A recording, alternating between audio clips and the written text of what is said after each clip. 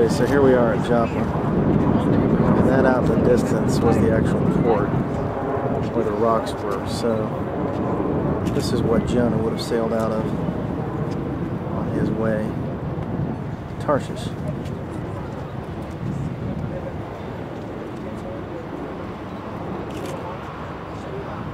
That there is the natural port. Coming on around, you have the rest of the bay that's created here, and the beach that you have. We're going to be walking on down a little bit farther. We'll get to the house of Simon the tanner. Peter had his vision, and Cornelius sent them in to inquire.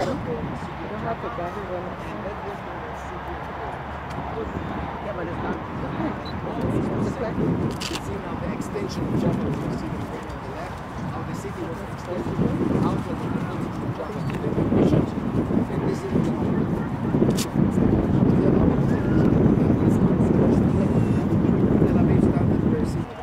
This is a view back 180 degrees the opposite way. And our hotel, the Down Panorama, is the building that is just now past the palm tree, right there in the middle of the picture. Philip and I are up on the 9th floor. I'll give you a shot of what the room looks like later on. But then they have the playground here that they have for the kids to come and play at. And that's Tel Aviv stretching on up into the north. And of course the Mediterranean Sea here. And you can see there in the distance we got a tanker that's on his way out into the Mediterranean. Coming back on around toward the hotel. See the minaret there. I just read what that was. I can't remember it now, but that is one of the sights to see here at Joppa.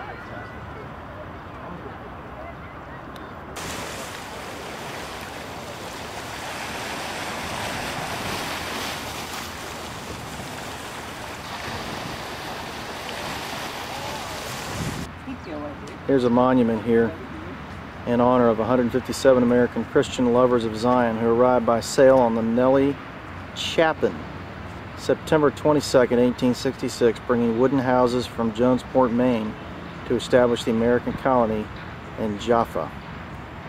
This is the monument here at the bay. We've advanced a little bit along the boardwalk along the sea here. I just wanted to turn back, give you another shot of what the city looks like, again stretching up to the north, Tel Aviv, the hotel complex there, and then on along the coastal area. It's really beautiful.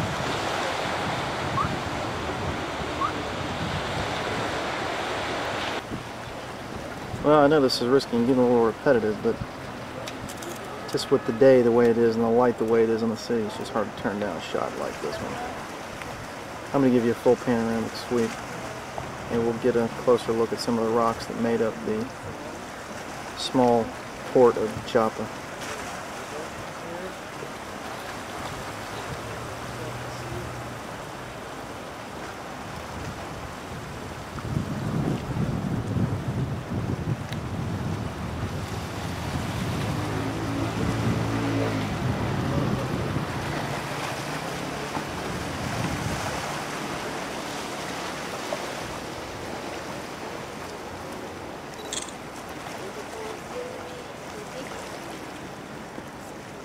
You don't believe that you're in the ocean. You see the water is so calm. Very low waves. It's so pretty that not... And he arose immediately. And all that dwelt at Lydda and Saron saw him and turned to the Lord. Now there was at Joppa a certain disciple named Tabitha, which by interpretation is called Dorcas. This woman was full of good works and alms deeds which she did. And it came to pass in those days that she was sick and died, whom when they had washed, they laid her in an upper chamber. And forasmuch as Lydda was nigh to Joppa, and the disciples had heard that Peter was there, they sent unto him 2 men, desiring him that he would not delay to come to them. Then Peter arose and went with them. When he was come, they brought him into the upper chamber, and all the widows stood by him weeping, and showing the coats and garments which Dorcas made while she was with them. But Peter put them all forth, and kneeled down and prayed. And turning him to the body, said, Tabitha, arise. And she opened her eyes, and when she saw Peter, she sat up. And he gave her his hand, and lifted her up, and when he had called the saints and widows, presented her alive. And it was... A bit of Jonah, why don't you just get that taken care of right here? Right here. Before God has to send a storm your way. Second question for you. Who's going to be depending on your prayers? They evidently thought Peter could get a hold of God. They didn't expect him to resurrect the dead, obviously. Peter got on his knees, probably said, Lord, how do you want me to pray? What is your will? Reveal it to me. Peter didn't command God. Peter got instructions from God. Folks, let's let this trip be a time of going deeper in the Lord. Brother Sutherland, would you come up and lead us in prayer that God would help each of us to allow the Lord to do a work in our hearts as we go along throughout these days together? Our gracious Heavenly. Here we have part of the old city wall of Joppa. This stretched around the city and down by the port area.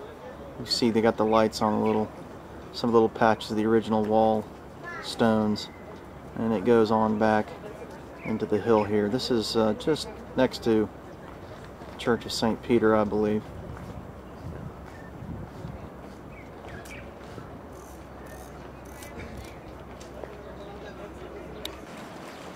So here's what remains of the port of Joppa. I'm right here at the side of the quay. You can just picture this was where the logs, cedar logs from Lebanon, were shipped down for the temple building for Solomon. And they would have come into this natural harbor area right here. It's been reinforced, of course, in modern times over the years with concrete and so on. Very peaceful place. We've got some windsurfers that are trying to get going out here, but it's really a very calm, quiet day. Not good weather for windsurfing.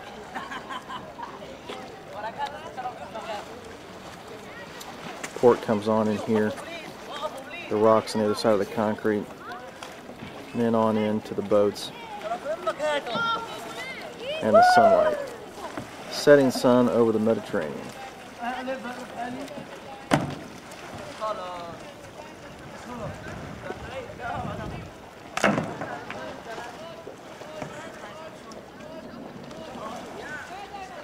Okay. In the foreground you have the lighthouse, the white and red. In the background you have a Muslim Islamic minaret. Well, just down from that minaret is the traditional site of the house of Simon the Tanner, which you can't see from right here, but you can get the landmarks, and Christian man has had that in the family for centuries.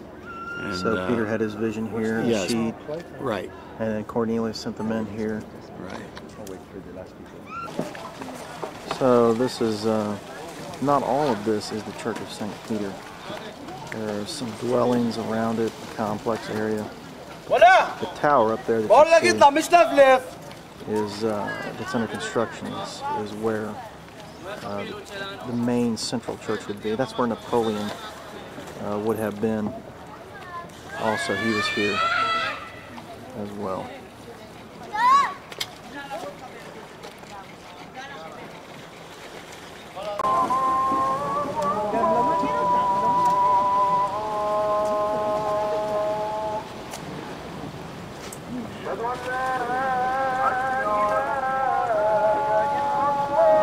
Evening call to prayer. moss. Yeah. How much of it would y'all understand? This is Arabic. None of it. None of it. Arabic. I haven't studied Arabic. Like Greek and Hebrew. Aramaic.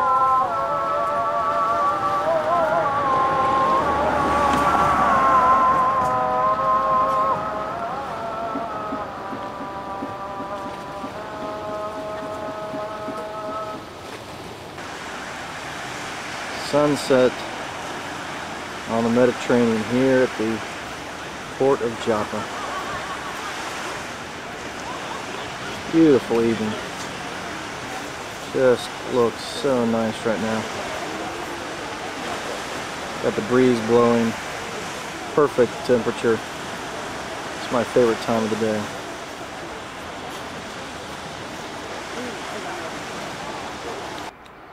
And of course we have to see what the room is like here. So it's a little bit dim. Hopefully the focus won't be too bad. No air conditioning here, just heat. So we've had the balcony window open. We're up here on the 9th floor. Actually get quite a interesting view just right off the balcony here.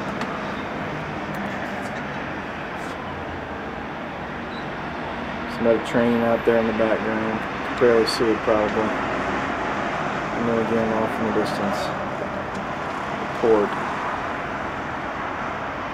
Ooh, tough focus there. It's tough at night.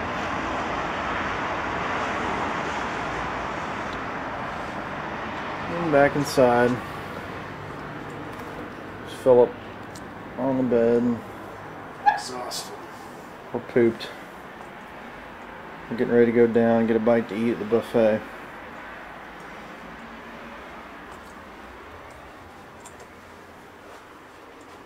Bathroom.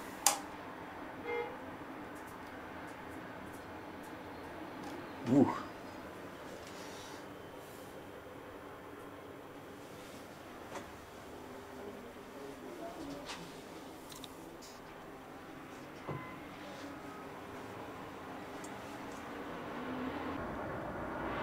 Good morning, it is 5:30 and it's Friday morning.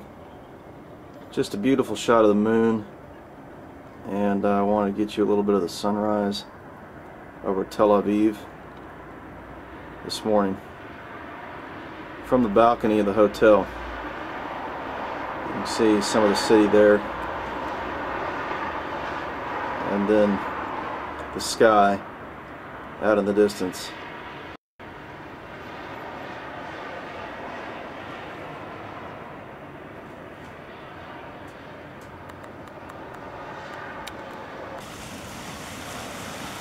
The word of the Lord came to Jonah, the son of Amittai, saying, "Arise and go to Nineveh, the great city, and cry out against it, for their wickedness has come up before me."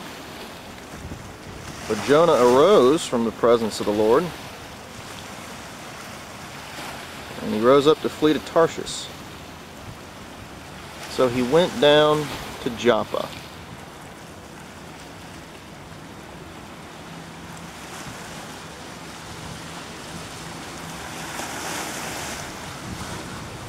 And he found a ship which was going to Tarshish, and he paid the fare. He went down into it to go with them to Tarshish from the presence of the Lord.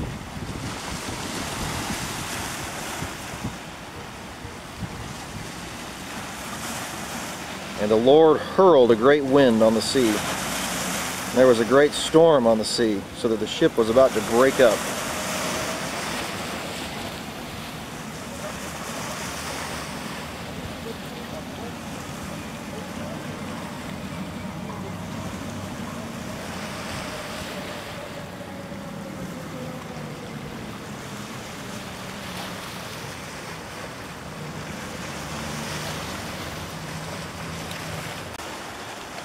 I don't think Philip realizes that the cat's there behind him. It just looked too good to let go. I think I'll get a picture. Oh. He just now realized. And of course we have the breakfast buffet. So I'm trying to give you a little tour here of what it's like. I think most all the money for this tour went into the breakfast area because it is really, really nice. We've got our own little section here reserved for God's Bible School. And I'll walk you over here toward the buffet area.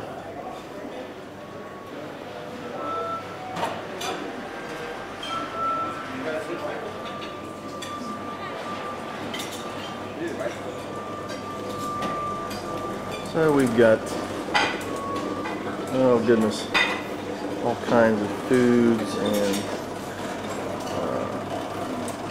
still a full array of salads and tomatoes, cucumbers. We've got juices. And then you can get home and tell them I ate the whole thing. We've got cold water here, and then on down throughout the rest of the bar. I won't show you everything, just give you kind of a sweep here. All the food, and certainly not going to lose any weight on this trip probably. Depending on what I eat, I guess. Try to avoid all the sweets. Okay, I just had to get a few shots of the fish that's available here this morning. They have a whole section here just dedicated to fish. Of course, we're right here by the sea, of course. Makes all the sense in the world. So, it's like little sardines, or big sardines.